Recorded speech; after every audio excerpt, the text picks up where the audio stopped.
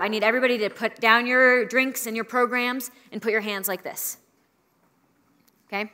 Now I'm going to ask you to do something very simple. You've been doing it all day, but I'm going to ask you to do it in unison, and that's to clap at the exact moment that I clap. Okay? Ready? That was good. That was good. There were some stragglers. Not everybody believed that I was going to clap, but that's okay. That's okay, because we're going to try again, okay?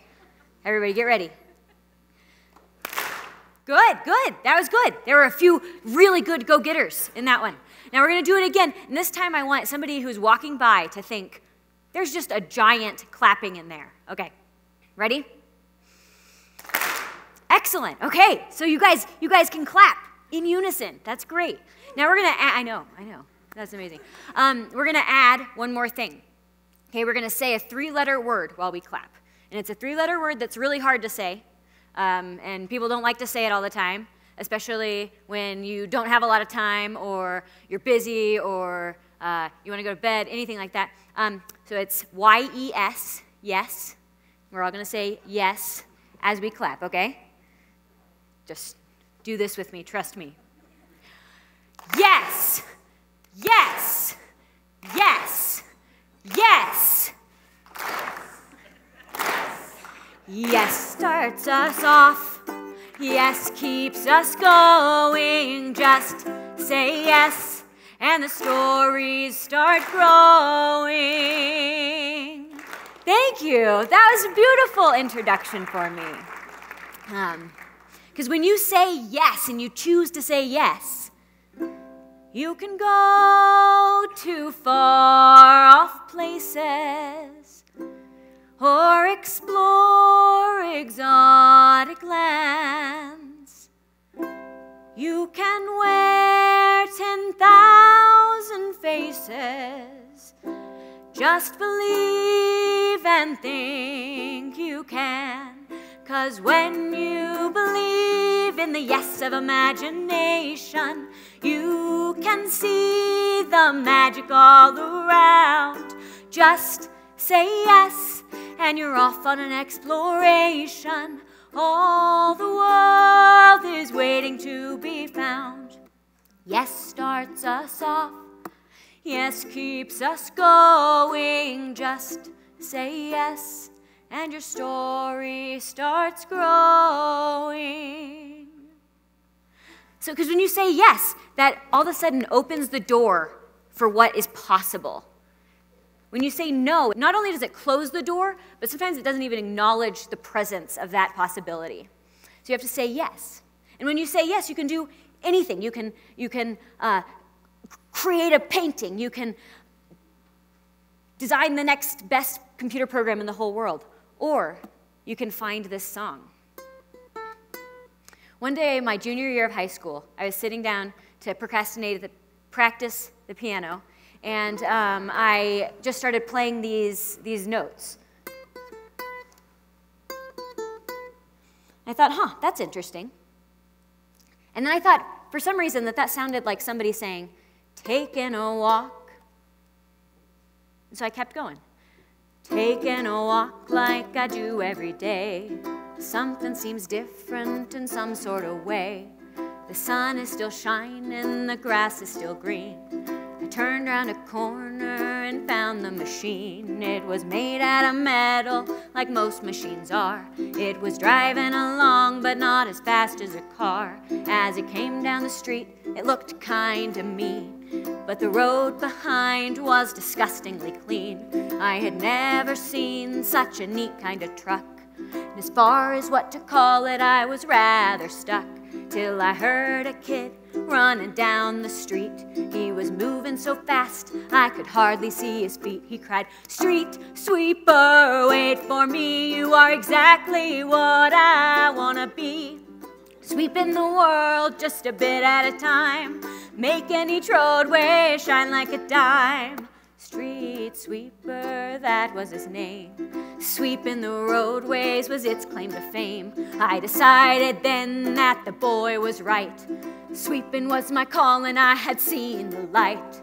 Street sweeper, wait for me. You are exactly what I wanna be. Sweeping the world just a bit at a time. making each roadway shine like a dime.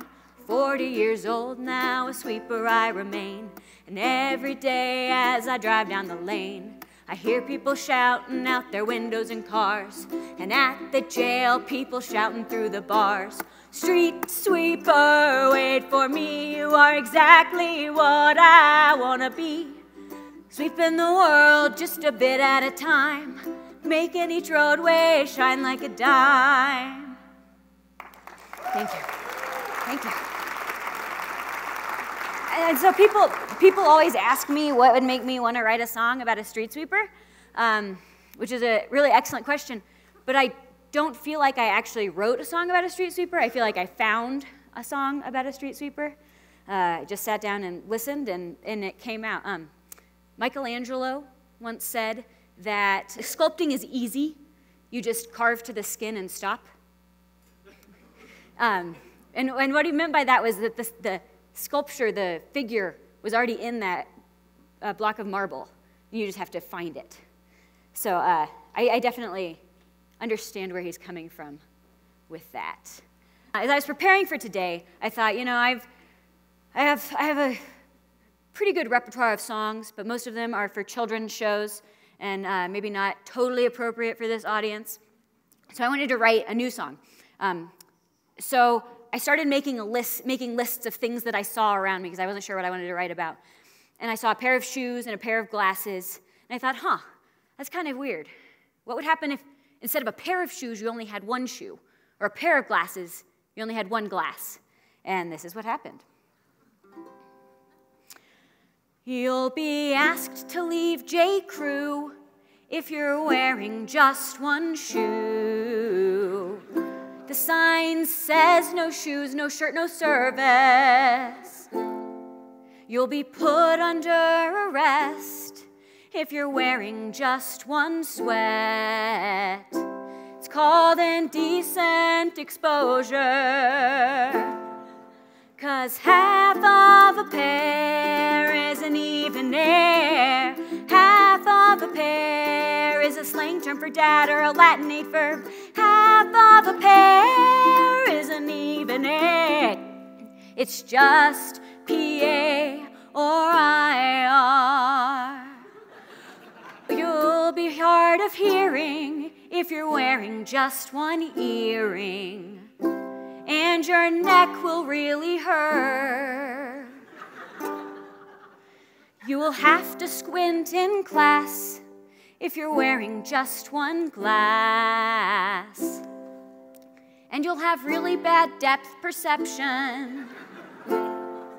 'Cause half of a pair is an even air. Half of a pair is a slang term for dad or a Latinate verb.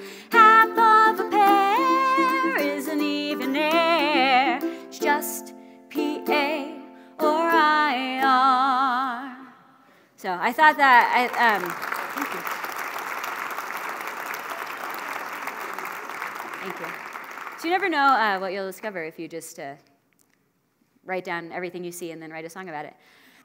Another thing that I do when I'm writing songs, I said before that I write songs for children's shows, but try to approach it in a more adult way so that parents actually enjoy taking their children to see them. And one of the things that my co-creator, Brigitte Dupree, and I do is we will just start to think about what we want our themes to be. So we did a show about a library. So we thought, okay, we probably need like a ballad to a library or an anthem to a library to really celebrate what was up. And so we made a list of all the books we wanted to include and everything, but then it just turned into this kind of terrible song that was like, there's a book about caterpillars and a book about flowers, which nobody wants to listen to. But what we ended up doing was kind of transforming it, and this is what happened. Open a book and you'll find adventure. You could travel under the sea. You could live in a little house on the prairie. Play some Quidditch with Harry. In the library, in the library, in the library, in the library. Splash wishing Willy Wonka's river of chocolate makes some trouble with things one and true. Munch on leaves with a hungry caterpillar, solve a mystery with Nancy Drew. And it's all possible. In the library, in the library, in the library, in the library. That's where you'll find your chicka chicka boom boom, Stregonona, Stella, Luna, Shakespeare, BFG, and Lemony Snicket. Grab that book, it's all here. In the library, in the library, in the library, in the library. And that, so you can create, thank you. So we were able to just create that song based on kind of a general idea. I'm in an improv comedy troupe with a bunch of my friends. We perform at the Millibo Art Theatre the first Friday and Saturday of every month, so come see that.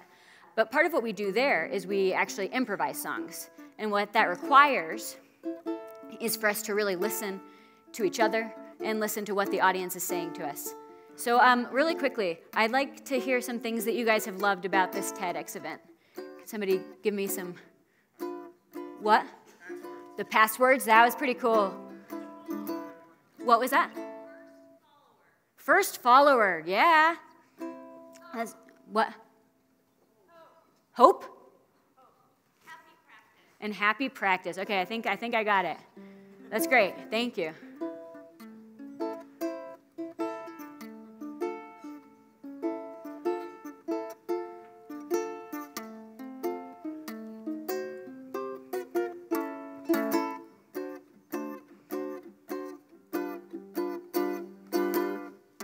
If you decide to take 30 days to develop your pecs, it'll be because you learned about it at TEDx.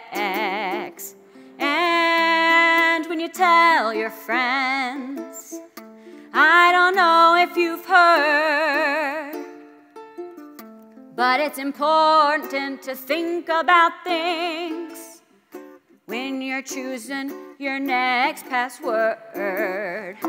Everybody loves to learn new things, and everyone loves being in Colorado Springs. The thing you might have to say to your friends is no. I don't want to hear about your bad day, because I want to have hope. Everybody loves learning about new things, and everybody loves, everybody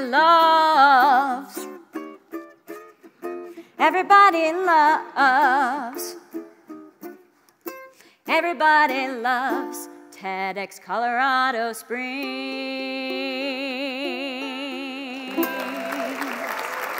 Thank you.